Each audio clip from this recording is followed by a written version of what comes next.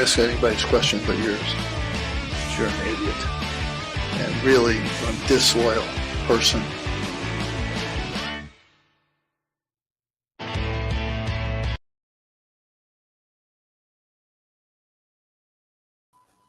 There we go. Hi, everyone. Welcome back. Hello. Andy is This week's session of technical difficulties with the Disloyal idiots. Andy is producing. Christian usually does this. Steve usually does this. I'm trying to get better at producing stuff. Hi, everybody. It's just Steve and I here. Christian will be back next week to talk all things Syracuse football. So, as is tradition, we are one weekend away from week 0. We are 2 weekends away from Syracuse football happening. This is all kind of crazy and weird, and it's all moving very fast. And Steve, I don't know about you.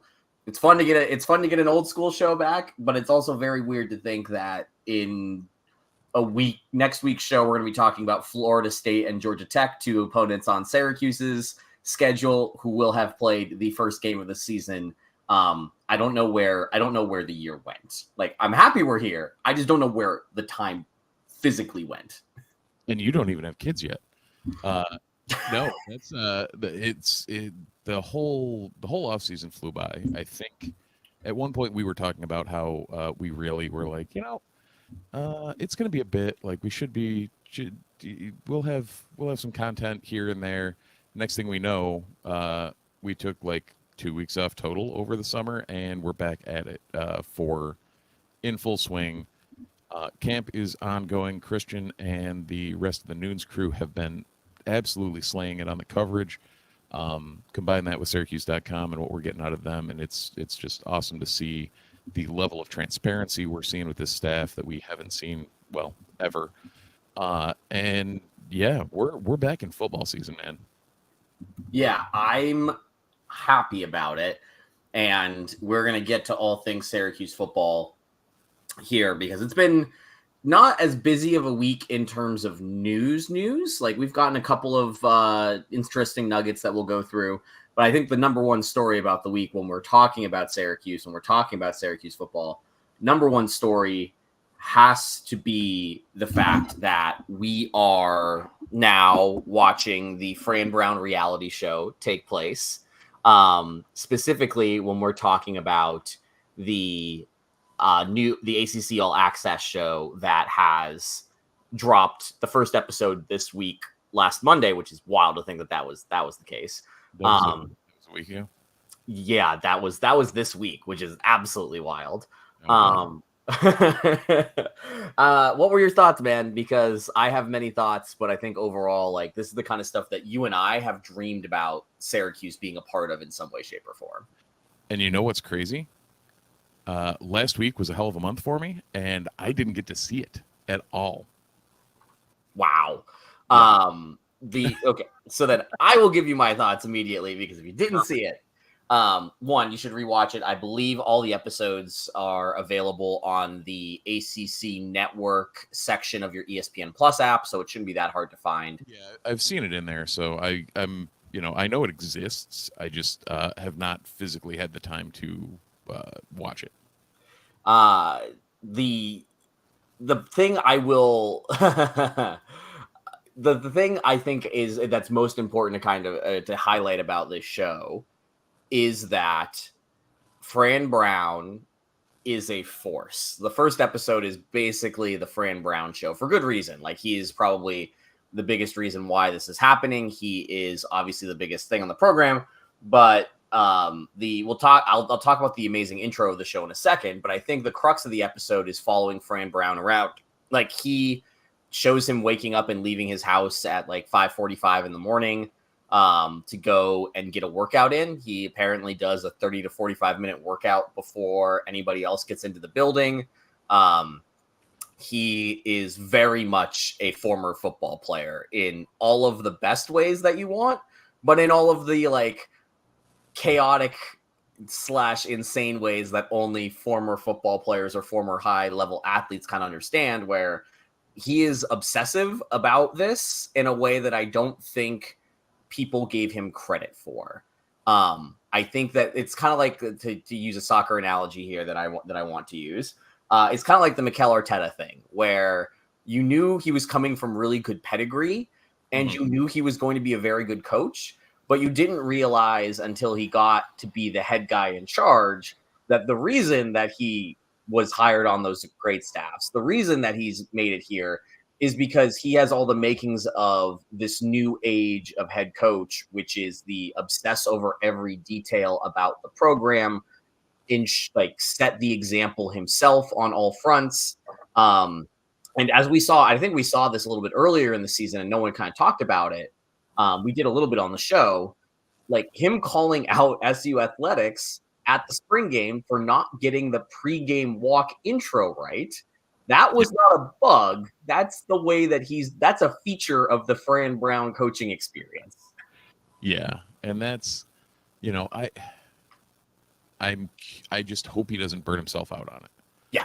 I hope he doesn't Doug Marone it where like Syracuse Athletic, no offense to anyone attached to Syracuse Athletics, but SU Athletics is going to SU Athletics. Like past is precedent. It is what it is. There will be things that get screwed up. There will be Bowie on jerseys. There will be all sorts of weird things that happen. As long as Fran doesn't let that get to him, then we should be okay. Knock on wood somewhere. That's wood. Perfect. Yeah. So I think, as always, we have yet to see him coach an actual game. But at the same time, like at this point, we have nothing but happy things to think because he really is just ticking all the right boxes and showing that we have, potential. And that's all we can. I think from most of the outlets, that's what we're seeing is a lot of predictions for this season effectively going the same as last year, but with upside, which I think we've said on the podcast numerous times. That's about where we also expect this to be, of that 6-6, 7-5, edging into a bowl, but comfortably edging into a bowl, and with the potential to increase. Like the floor is higher and the ceiling is effectively also raised.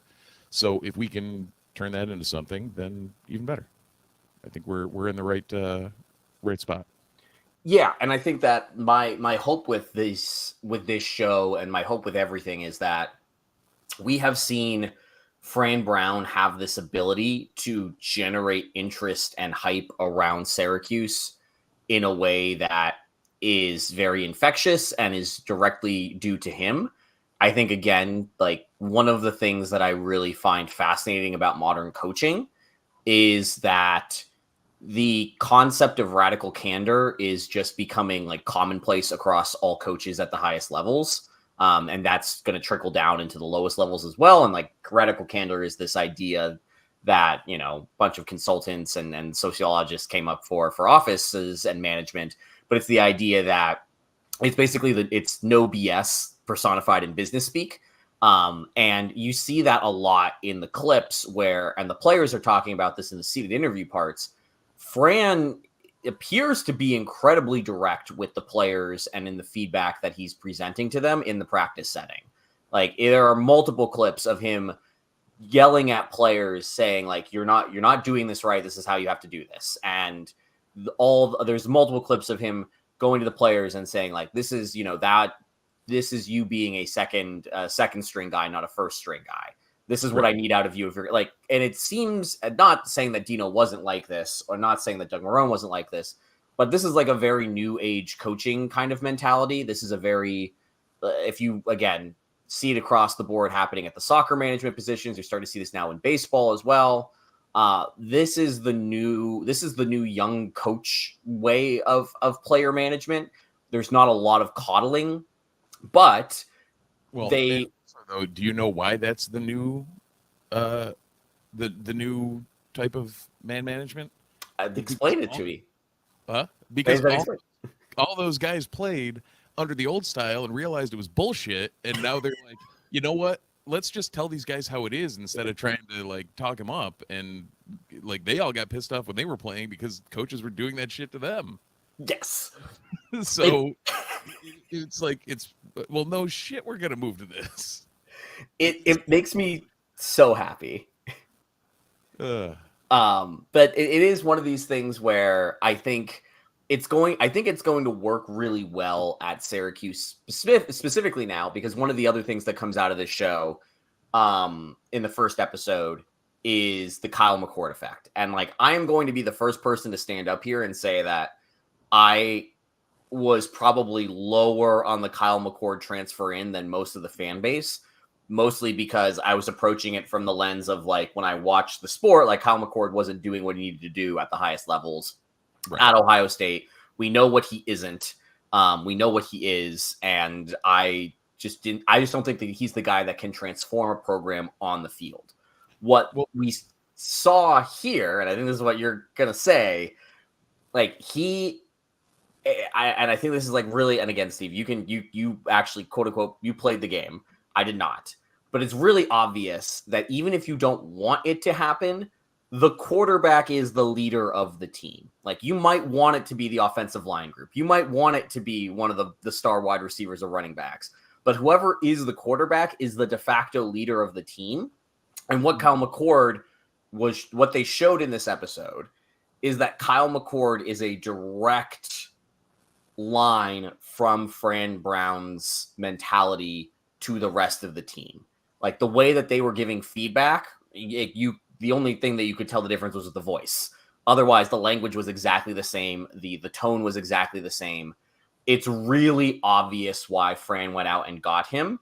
And I think that this is an absolute great move, if for no other reason than it is such a change of the culture than we've had in the last couple of years with our quarterback play, and just the way that I think some of the quarterbacks that we haven't been the most vocal guys. And Kyle McCord is going to be a very vocal guy to the rest of the team. Yeah, and I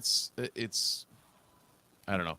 The McCord thing, I think we both talked about, and over the course of the last couple of months since it happened, we've talked about the fact that even though McCord may not be exactly what we need or exactly what this program needs to completely turn itself around, what Kyle McCord is, and I think we talked about it with Tim earlier, Tim Lyons in the chat a couple of weeks ago, of McCord isn't necessarily going to be the answer to all of our problems, but compared to what we've had in the QB room for years at Syracuse, since Ryan Nassib, he is a dramatic step up. You know, we had 1 year of Flash Eric Dungy that could kind of learn how to throw a football and otherwise was still relying on his legs. We had Garrett Schrader, who was a running back tight end that willed us to wins that we shouldn't have had. You know, we had the failed Tommy DeVito experiment because we couldn't keep him upright because our offensive line was shit. Like, we have not had a quarterback that can quarterback since Ryan Nassib. And that's what this gives us, is a fresh start on a modern take and not having to play a gimmick system. Whether McCord is, the A+ that some people probably think he is when they initially saw the transfer and said, between the transfer and the Fran hire, and said, hey, we're going 10-3 this year. I don't think that is, they're riding the roller coaster of emotion. They're not looking at it objectively. And I hate to call out people and fans like that, but we were actually, we had a very good comparison that Andy will appreciate, of people in the people watching the MCU that are excited about this Robert Downey Jr. coming back as Doom thing. They're the same kind of people that are going to watch a failed pass and wonder why McCord tried to force something in without seeing that both outside receivers were double covered and somebody was sitting on the slot, and that was the only thing he could force. Like, there's no nuance. Like, McCord will add that level and bring a bit of experience and locker room presence as well as on-field presence to this team. And with what we've noted, and we'll probably get into it later with the two deep, the improvements we've gotten along the offensive line, that should at least raise the bar for where our offense can go. There's still some question marks along the way, but I think it's overall a positive. Yeah, I definitely agree with all of that analysis. And I specifically think one of the most interesting things that's going to happen is what happens with the rest of that quarterback room, because I think it's pretty obvious that Carson Del Rio Wilson is just never really going to see the field. Still, his name's still Carlos. Andy. Carlos, God, why do I keep wanting to call him Carson? I need to have like a Carson Carlos jar here because it's got to be. You got to write it down like I did with Blaish. Carlos Del Rio Wilson is not going. Like I feel bad for him that he's just not going to see the field because, and to be fair, he made the right move. Like after everything that happened at Florida, after like coming to Syracuse is the right move for that type of player. And between injuries and between the coaching changes, it's just really obvious that he is definitively a backup quarterback. And you can talk to Charlie Loeb about it. You can make a great career and you get a great education out of being a backup quarterback at Syracuse. It's not a bad thing. But I do think that, to your point, Steve, one of the things that I'm most interested in is like, what does the quarterback room look like moving forward? Because we are now done with the gimmicky offense era. That is not what Fran wants to do. That's not the Jeff Nixon came in. That's not his background. Like they want to run a very traditional pro style offense, which is funny because now a pro style offense is basically just a college offense with a little bit at the college level with just a little bit more bells and whistles, because the football is all the same with all the pre-snap motion reads and whatnot. Which is funny because those are things that Dino wasn't doing for supposedly being such a offensive genius. So I'm intrigued to see what type of quarterback we get next. Is next year's quarterback on the roster right now? I think, yeah, you and I are in agreement. The answer is no. But I do like that now Kyle McCord is basically your base model. Like that is your base build here. And hopefully the guys that you bring in after Kyle McCord are going to be Kyle McCord plus either a better arm or better legs or better something. But that's the new standard. And it does feel like, you mentioned Ryan Nassib, it does feel like we finally found the Nassib heir apparent, and it's Kyle McCord. It took a long time to get there, and it took two head coaches, but we finally got there to replace who, at least again, my fandom is not quite as long as a lot of our listeners and as members of the Noon site goes. But I think that for my money, Ryan Nassib is probably the best quarterback that we've had at the program in my time as being a fan. Yeah. And I think that bar is actually pretty high considering the stats that he put up, especially his senior year. Yeah. You mentioned earlier whether the quarterback is on the roster. There's still a chance for Del Rio Wilson to make a jump. He's a redshirt junior, so the time's running out there. Jakari Williams is a true freshman and came in relatively highly regarded. If he makes a jump, there's a chance there. But in general, I mean, Fran has shown he can play that transfer portal game, and if he can do that and play it well, then I think we're probably looking that direction for what we need as far as the quarterback room next year. Now, is that ideal? No, not in any way, shape, or form, because you don't get to develop anything. But if you can slot someone in there to, buy some time until that recruiting picks up. So we're at that chicken and the egg phase of recruiting will pick up with results, but you need results to get recruiting to pick up. So if we can show something on field that makes an easier sell for an ace recruiter like Fran to bring someone in that can make that difference and can make that long-term difference. Yeah, I think that's a really good point here where you're kind of banking on Fran's ability to sway somebody either in the portal or like for next year, and then continue to kind of build out and try to recruit. Like I think I remember John Casillo back in the day I referenced this a couple weeks ago too. He did a nice little guide on like what should your ideal recruiting class look like every year in the era of the pre-transfer portal era, but also knowing the transfers were picking up and going to become more of a thing. And the idea that you always want to bring in one new quarterback in your recruiting classes feels like a good move, especially now that guys can quickly leave. So I think that banking on Fran to just recruit a little bit better, especially at that position moving forward, is a good bet. And we might be in a bit of a period of flux, but like everybody's playing dynasty mode on NCAA right now. Like that's kind of the cheat code here. If you want to improve the team the quickest, is improve the quarterback, and you do so by gradually improving via the portal. And eventually you'll land that kid that can start as a sophomore and play for 3 straight years and is good enough to do so. Or you start getting the kids that are like, okay, we'll play them junior and senior year. And then we have another kid that comes in, play junior, senior, and you're developing these guys. It takes a while to get this system spun up when you're at where Syracuse was at. Yeah, and that's it's an evolution. We've talked about it for I feel like ad nauseum over the years here. By years, I mean this has felt like a long time since Fran took over. So, yeah, it's we got things to think about, things to worry about.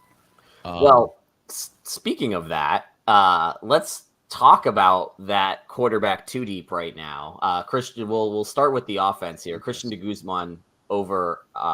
Speaking of him, like he's not usually co-hosting the show.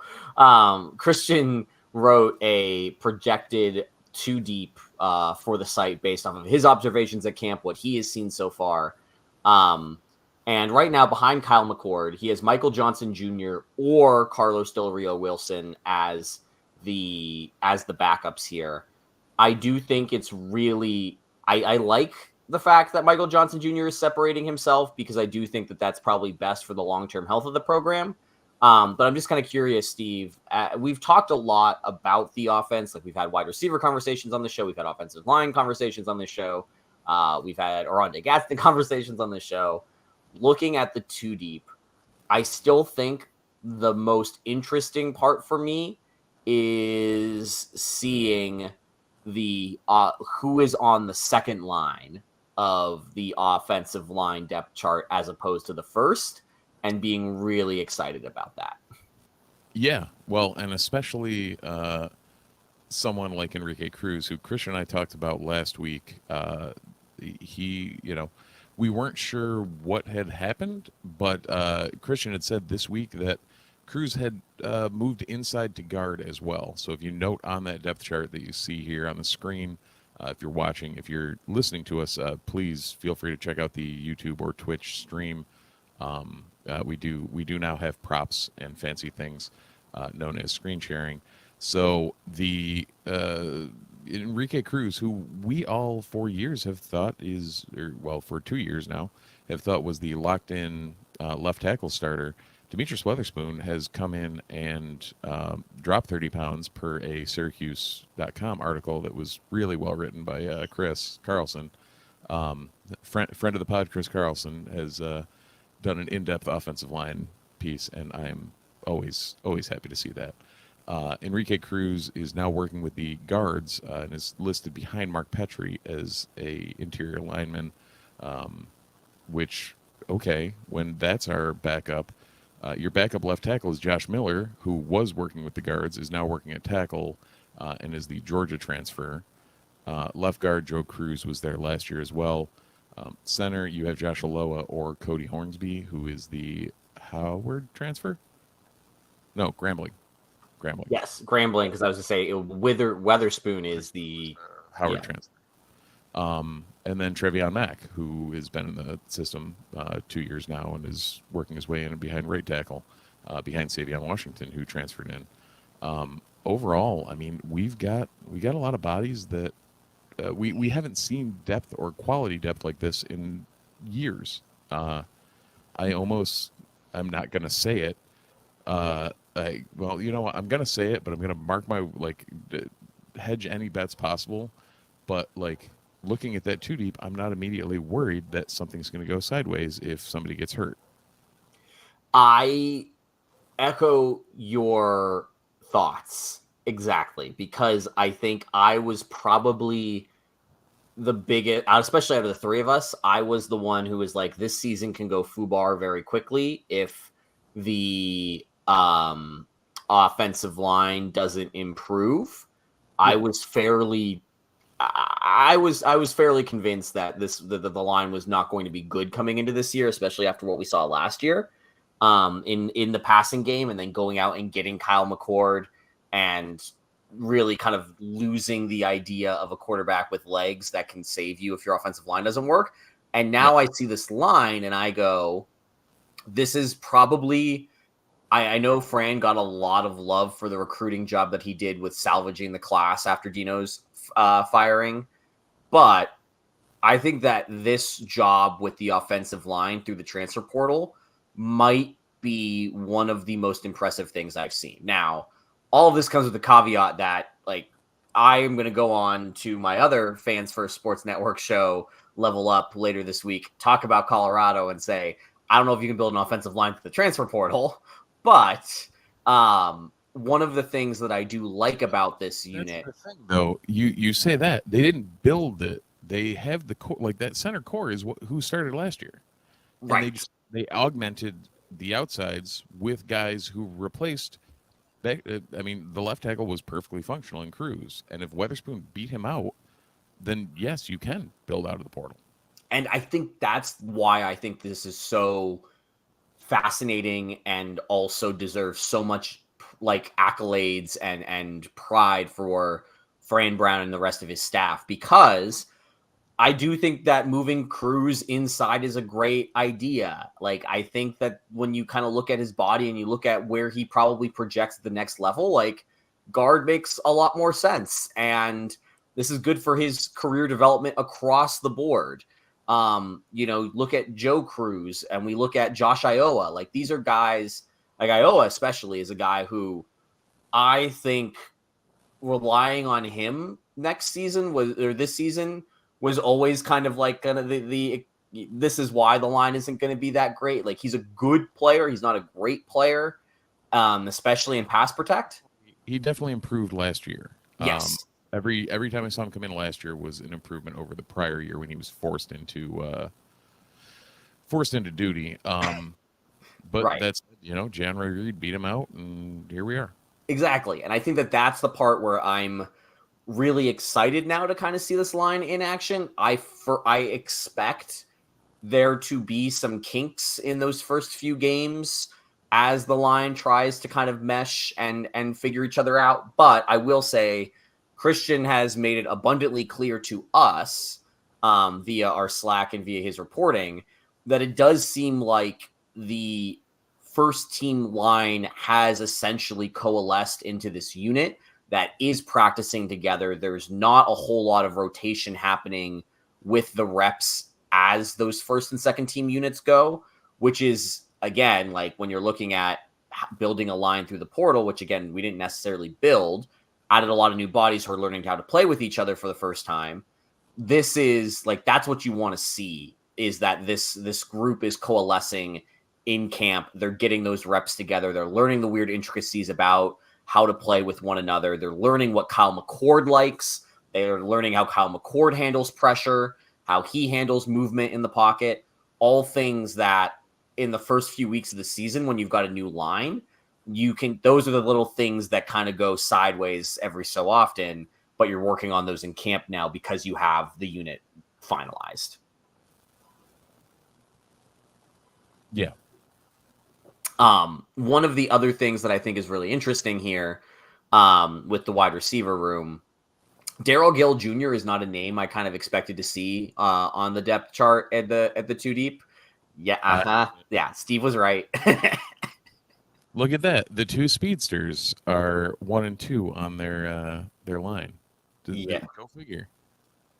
I like what we're getting here. I think Jackson Meeks and Zede Haynes, like, I'm loving this wide receiver group a little bit more now. Mostly also because, again, in the All Access, you see some footage of some of the grabs that these guys are making.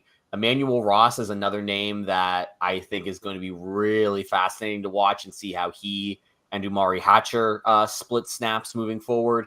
Again, we know Trebor was going to be on the line in some way, shape, or form, but I do also think it's going to be really interesting to see where Pena, we don't have a special teams too deep yet.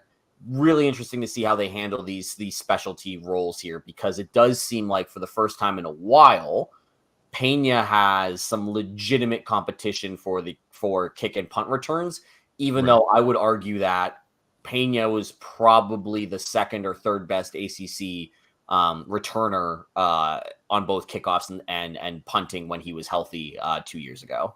Right. The question will be whether he's made of glass still or not. And I say that he had one injury. It's not like it's a recurring thing. But I wouldn't be surprised if we see Gill and Jameer Thomas, who's a name I did not expect to see on here, the 2024 kid out of Buffalo, recruited as an athlete. Looks like they found where his athletic prowess is going to lead him. But I wouldn't be surprised if we see them or Ross or one of these backup guys as the return guy, just for posterity and making sure your ones stay healthy. If you look at one thing that it kind of came out that Will Nixon had worked into the rotation as that second running back behind LaQuinn Allen, which is hilarious after seeing what Yassine Willis did. So I can't imagine what Nixon is showing in practices. I still want to see the dump truck that is Yassine Willis in action this year, and I'm sure we will. Because holy crap, during the spring game was that fun to watch him. Well, I think, and this will be kind of the last thought we give on the offense before we transition to the other side of the ball. I think one of the themes that I didn't expect to come out of this is that there is way more depth on the offensive side of the ball than I thought there was going to be at the end of last season.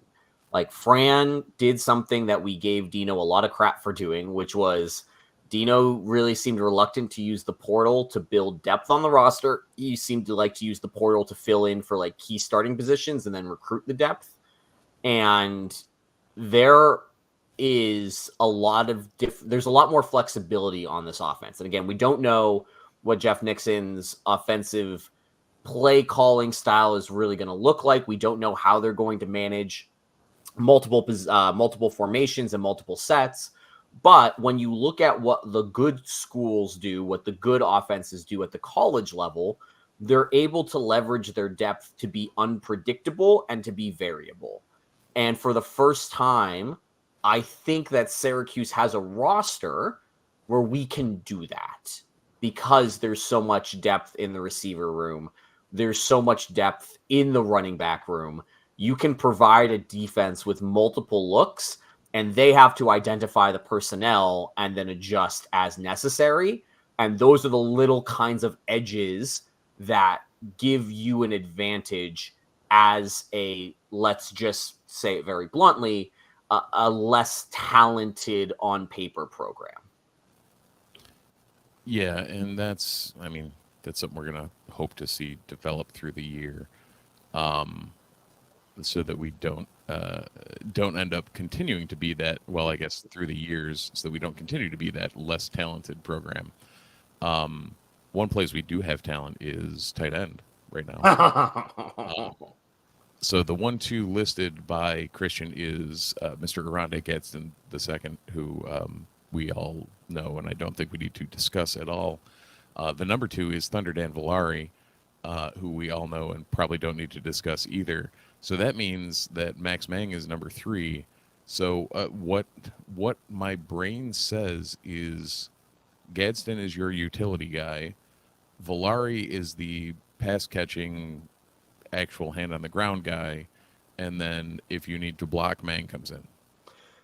And I think one of the absolute craziest things is that we just talked about 3 different tight ends, and we're not mentioning the best recruit that the Dino Baber staff had ever got, and then Fran Brown made it a big thing to maintain. Jamie Tremble who's listed on the roster as 6'4", 208. And there was a piece this week about Fran talking about the tight end room in one of the Syracuse.com articles. And there was the quote of like, he is going to see the field this year. There are 4 tight ends on this roster that can play and can be valuable to the team. That is absurd. Yeah, Tremble last year had 63 catches for 1,290 yards and 15 touchdowns in his senior campaign. That I'm pretty sure we're going to, especially by his size and body type, we're going to see another Oronde Gadsden. If he can just teach him how to do whatever he does, then yeah, we'll be fine.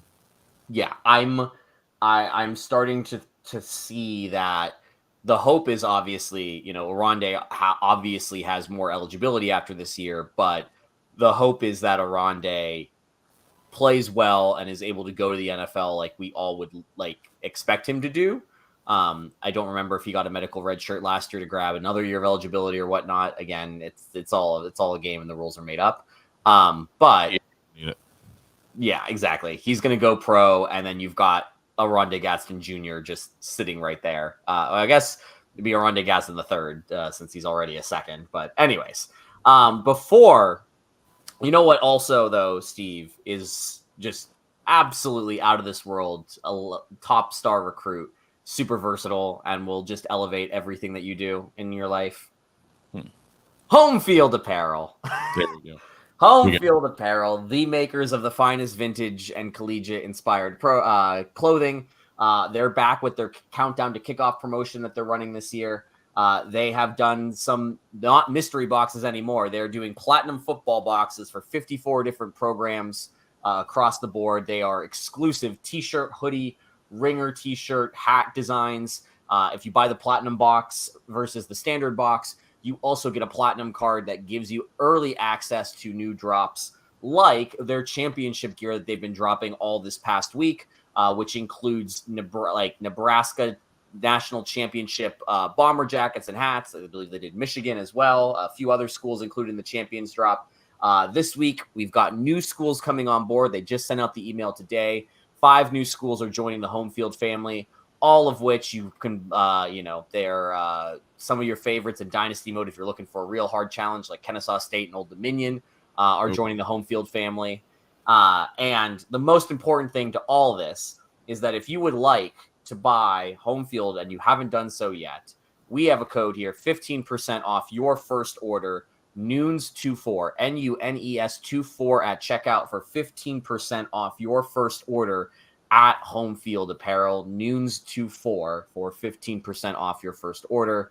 I'm not going to lie. I know that he's probably going to listen to this eventually, but one father of mine might be getting a specific Penn State box for Christmas because this seems like a very good Christmas gift idea for those in your life who are sports fans and you like to give them sports gifts for Christmas holidays.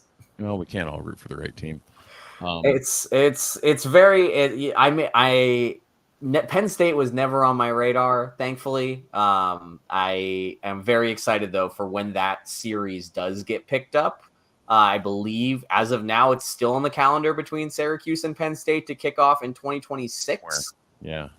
And I will be going to Happy Valley. After the Tennessee mess, right? Oh, my gosh. There's one of the most important things is that we'll have to coordinate this. My father has an RV, so there could be some very excellent tailgating happening there for the Syracuse people that would like to venture to the middle of nowhere, Pennsylvania. So you're saying I'm taking a road trip to Happy Valley with you? I'm saying that, yes, we might be doing a Disloyal Idiots on the ground from Happy Valley here. There you go. And you know what? If you have people that don't give two craps about any sports team, you can get them really comfy clothes too, because they started the Core Collection, which is unbranded and still really comfy. It is. My wife is wearing almost exclusively these days Core Collection Home Field shirts because I got her. If you're watching us on the live stream, you'll see that we're showing the Home Field Apparel website. There's that blue hoodie that's on that artwork that they have there. That is by far and away the softest thing that I have ever felt in my life. And I got that for her birthday, and she became obsessed. So now she has that hoodie in blue and oatmeal and gray. She has the t-shirt in all of those colors, plus black, plus red. Like Connor, you did good. 2.5 years ago when you dropped a Syracuse line and started sliding in the DMs of Syracuse Twitter people, you created a monster, and this is why you are running a very successful company. I mean, these are the Syracuse joggers without the S on them. The jog. I can't wait till we're back in jogger season, man. But I'm like, there's something about hoodie and short season that like that's my jam right there. Oh, we cannot skip the perfect fall, which is when you wear your Syracuse long sleeve or hoodie with shorts like that, and you're out there tailgating. That's the power move. Oh yeah, that's the best time of the year right there. Well, the other best time of the year is when we get to talk about a two deep on the defensive side of the ball. Little bit more. Also, love that photo of Fran. Just he looks so happy. One of the things that I was a little bit less surprised about, but it's still nice to see. Let's start with the secondary. Okay. We've been talking at like a few times with Christian about like what's going on here. Deuce Chestnut was dealing with some illness, so that messed with reps and getting a sense of the two deep. But we're looking at a starting 5-player secondary that's Justin Barron, Deuce Chestnut, and Elijah Clark in the safety rules. I'm assuming that Deuce and Clark are going to be your coverage safeties, and Barron's going to be playing closer to the line. And then you have at corners, Clarence Lewis, Devin Grant, Marcellus Barnes, all kind of vying for 2 of the 3 starting spots. And there's a lot of names that aren't on this 2 deep that you would have expected to be starting at the corner spot. And primarily Jaden Bellamy. Yes. Now that said, I believe we've talked to Christian before on the pod, and he has mentioned that he may be coming off of injury. So there may be something else that we're missing here that Bellamy could slot in. But it is still a surprise. Like, if he's a go, to not see him on this 2 deep is crazy after the year he had last year. Right. And I do think that this is one of, again, a position to kind of watch moving forward. One, because obviously this is Fran Brown's bread and butter is the secondary. Like he was a coach in this area. He's going to be recruiting a very specific type of player and is going to be coaching up these guys at a very high level. Again, Clarence Lewis is a senior from Edison, New Jersey. This is somebody who you kind of expected to be starting. Otherwise, he would not have transferred in to Syracuse from Notre Dame. So like that makes a ton of sense that you see him there. And then Devin Grant is, again, a junior, Elmont, New York kid. Like these are all kind of core to what Fran Brown wants to be doing with the way that he builds the program from the Northeast in a recruiting sense. And again, both of these guys are transfers that Fran specifically went out to go get. So it kind of makes sense that they're starting. It's just that the talent behind those 2 veterans is pretty deep. And especially like one of the guys that I want to call out here is Marcellus Barnes, because I do think that this is another new name that was brought in this offseason, and I think could be really impactful to the Orange. Obviously enough to make the 2 deep this early in his Syracuse career. But I think that we might be looking at a situation where like this room is going to get very talented very quickly. We're DBU, man. Like just because the coaching staff changed doesn't mean that changed, apparently. Barnes, when he committed, I was very excited. He looks good. He seems to be acting the part. Grant is a great surprise coming as a Buffalo. I mean, he was all league and whatnot at Buffalo, but to make that jump and to immediately be competing, that's great. Especially, Delane last year had, some solid looks coming. I think he was the 3 at both sides. Ivan McDaniels, again, I believe a true freshman as the backup corner on the other side, and a late recruit in the season. I think he kind of flew under the radar, and if he flew under the radar and is sitting at the 2 slot, that's probably a pretty solid option. So there's a lot of potential for a lot of young kids to turn some heads, like you were saying. Yeah, and I think that this is going to be the interesting part about the Fran Brown experiment, where you brought in these two transfers who one is going to move on at the end of this year via graduation. The other, you hope as a junior, maybe he comes back, but might also move on if he has a good year. You never know with again, DBU. We've seen corners leave after their junior year because they've been so good at Syracuse. And the freshmen that are in line already on the 2 deep and are in a position to potentially go out and play, like, you understand why Barnes was getting looked at by SEC schools, and it wasn't just because he went to school in Tennessee. Like, these are going to be really talented guys in the secondary moving forward. And if Fran is going to be able to go out and recruit and coach up this unit in the way that he's already done in one offseason, DBU, like Syracuse already, I think right now already has 3 in the league. I believe 3 defensive backs on active rosters right now. That number looks like it's going to be growing in the coming years. Trill isn't with anyone, so I think 2. Okay. Trill was the one I wasn't sure about, but he's a free agent right now. He might sign. Come to Pittsburgh, Trill. We could use somebody with your very specific set of skills. Although I'm sure that there's more will happen as camps happen at the NFL level, but this is not an NFL show. On the looking at the front 7, this was less surprising to me in general. Wondering if you have any strong thoughts outside of like, look, we knew who the linebackers were going to be. Especially like we knew Wax was going to start. We had a very strong assumption that Derek McDonald was going to hold down that starting slot. Off the defensive line is a lot of names that we've talked about. I think I'm just most happy that Jacques Jr. is still holding down that starting spot. He's somebody I've always been really high on. But I would like to see him take that next step, and I feel like this unit as a whole is fairly competitive, so him being the starter means that he did take that step. Yeah, no, and he for him to be healthy enough to lock down that left side or whatever, I guess weak side to Fadil, it's going to be great. Simmons got a ton of experience last year, so it's we're going to see that rotation. Omopariola is listed, I believe, still as a linebacker, but Christian said he's basically playing hand on the ground. So, hey, if he jumped up through the ranks, even better. I think he's a true sophomore at this point. Well, I guess maybe redshirt freshman.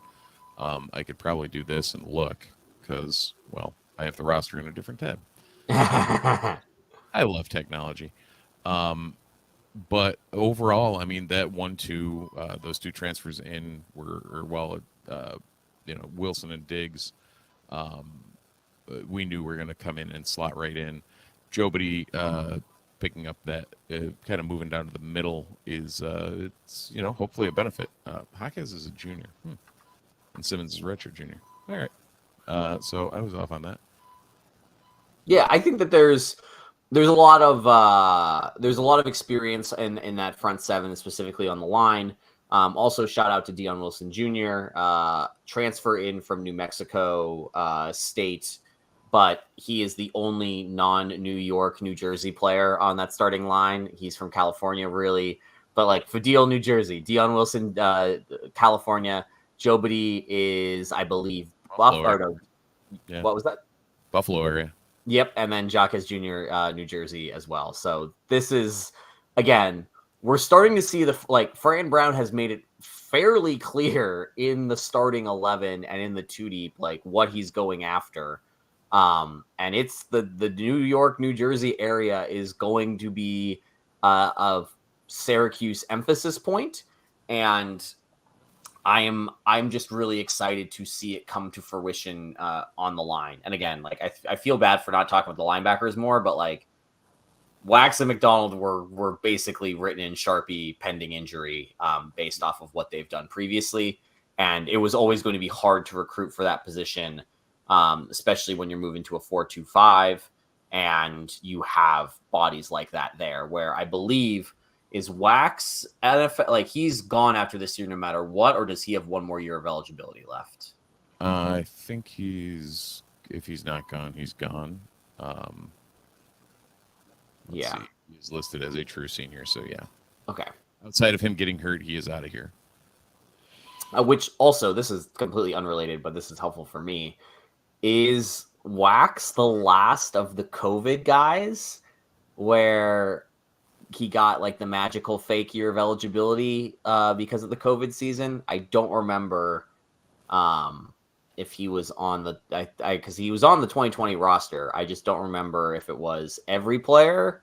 No, every player got it if you were on that 2020 roster. Yeah, so he has the COVID. He has the COVID year eligibility left, but that means that if he was a freshman in 2020, that means that he is the last of the COVID years, messing with all these eligibility sliders that that are available, which is really nice because I'm still fairly confused over the COVID eligibility rules.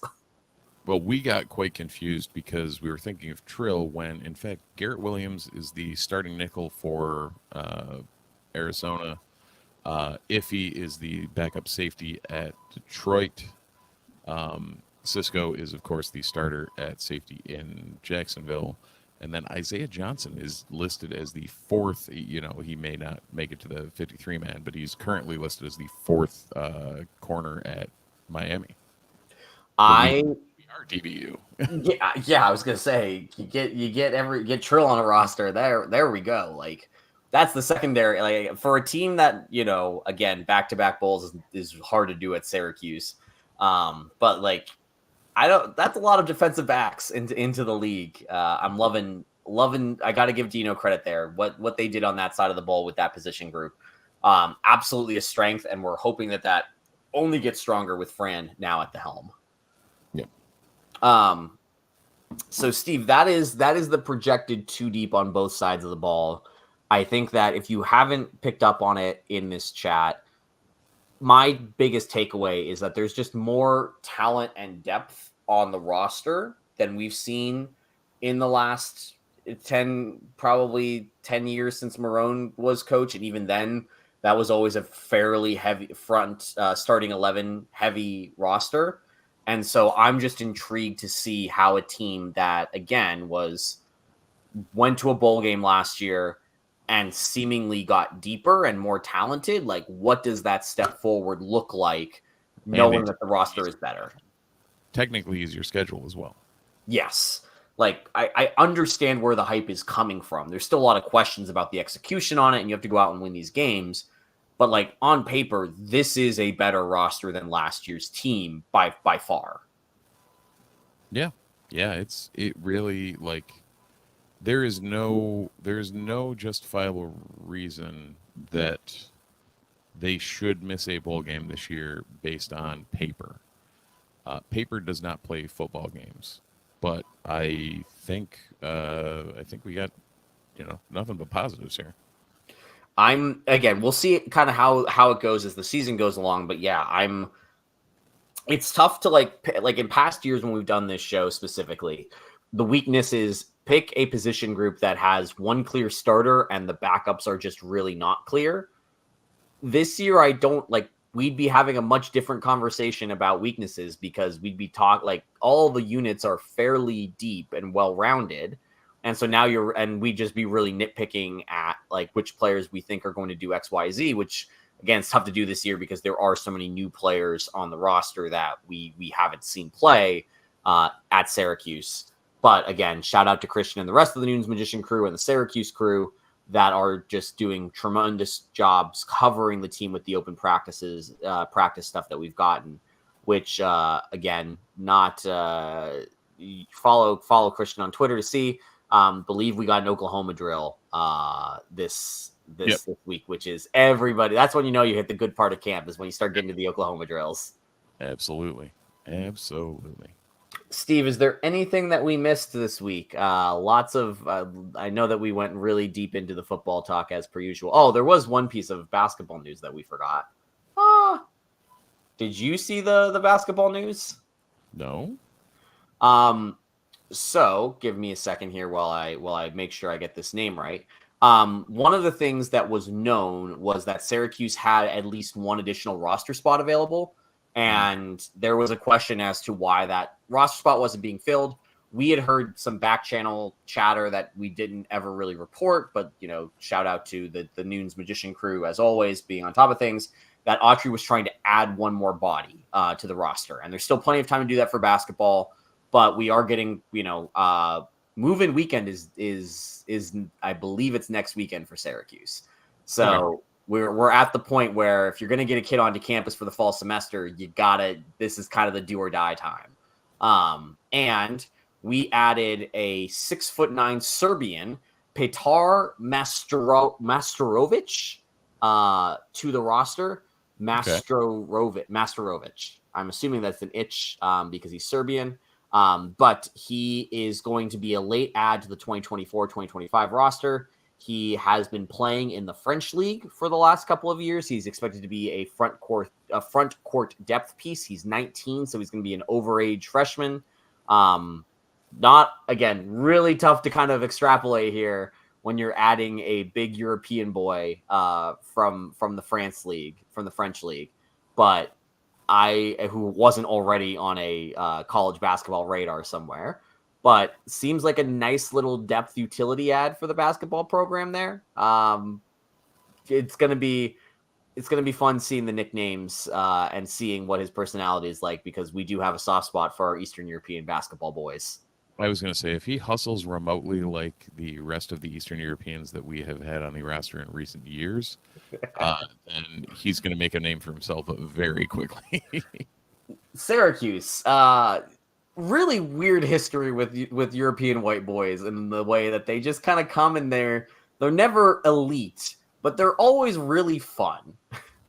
Yeah, 100%. Like they always end up being the media darling, like that everybody really enjoys watching, just for hustle and various other whatever other reasons they end up endearing themselves, be it pizza or whatever.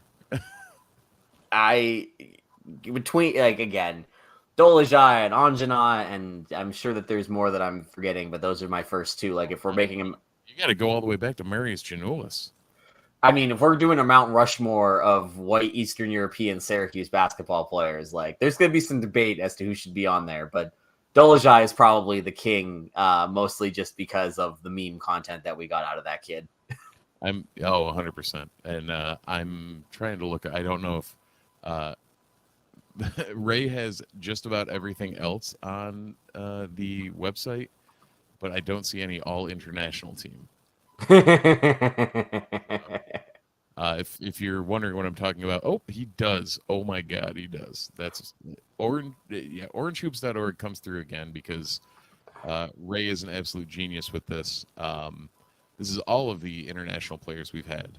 So, in doing so, you can find, our Slovakian friend Dolajai. It's just great to see. I did not know that this page existed, but this makes me really happy. Yeah. Like, I've been to Orange Hoops for everything, and I was like, Ray's probably got he might have a page for that. So there you go. Yeah, this is one. Did not know we were a player from Mali, which is, I feel like I should have known that. Yeah. Elvira Fsida, a little before your time. Another Central European for you. Yeah, I was gonna say, I also appreciate the far right column here, which is the, like, where they were playing. Like, obviously when we got them, like, lots of Newarks and, well, lots of New Yorks, where you expect immigrant populations to be. And then there's just Ronnie, I can never say his name right. Cycling. Yeah, Ronnie Cycli, who's just like, nope, he was just a European boy through and through. We got the Athens grease on there. Yeah, so Sidibe was your Mali guy. Yeah, I forgot that Sidibe was from Mali, and this is something that I probably should have committed to better memory. Yep. But yeah, new roster, new guy on the Syracuse basketball roster. Feels like that probably should make the show and not be an afterthought here, just considering that I do believe The Syracuse.com story says that they could add one more scholarship player, but the expectation is that they will not. Yeah, that tracks. Yeah, feels about right. I mean, Oh, what Steve, does that roster look like? what was that? Is that roster still frightening me like it was last time we talked about it? It probably should, because it's frightening me still. I think that I was talking to a buddy of mine who we've had on the show, Bennett, formerly of Shot Quality, now at a different basketball analytics company, still a absolute college basketball fiend. And I was asking about the team, and he's like, look, man, it's going to come down to what's left in the tank of Westry and what happens there before anybody can really make any sweeping declarations about the team. So, not the most ringing endorsement of this team that I've heard here. But I will say, I do think that last year's team, which didn't inspire a whole lot of confidence in me, still statistically a major step forward from the last Jim Boeheim team. So even if this year's team doesn't really inspire you, there's still a good chance that they are a better team than last year's team. And that kind of linear growth is really hard to achieve. And will mean that, like, look, we're heading in the right direction. We may not be there at the pace that we want, but we are heading in the right direction. Yep, sounds about right. Yeah. Speaking about heading in the right direction, we're at the hour point. So that means that's going to be it for this week's edition of the Disloyal Idiot Show. Make sure that you like and subscribe on your podcast platform of choice. It helps us trick the AI into expanding the Ottoman Empire. If you're watching us live, we do this every Sunday night at 8 o'clock ish, like tonight when we did it at 8:30 because of thunderstorms and my scared dog. We will be on Twitch, we'll be on Facebook, we'll be on YouTube. So make sure that you find us on whichever channel you prefer, so that way you can watch live, see all of our fun graphics, see all of our stuff. If you are watching us on noonsmagician.com through the articles, we really appreciate the continued support from those over at our sister site, and make sure you continue to read the great reporting that's happening over there. This week is going to be filled with some previews. We are getting into preview season. And next week, Christian, Steve, and myself will jump on to do like the actual prediction show where we talk about Syracuse. We play the schedule game. We do all the things that you actually want before the first game is kicked off. But again, we really appreciate the support of our sponsor, Home Field, Nunes24, NUNES24, for 15% off your first order at Home Field Apparel. Steve, for our friend Christian, who will again be back next week. For all of us across the way, football is going to be back. It is not coming home. It is just back. And we are all very excited about it. For that, go Orange. Go Orange.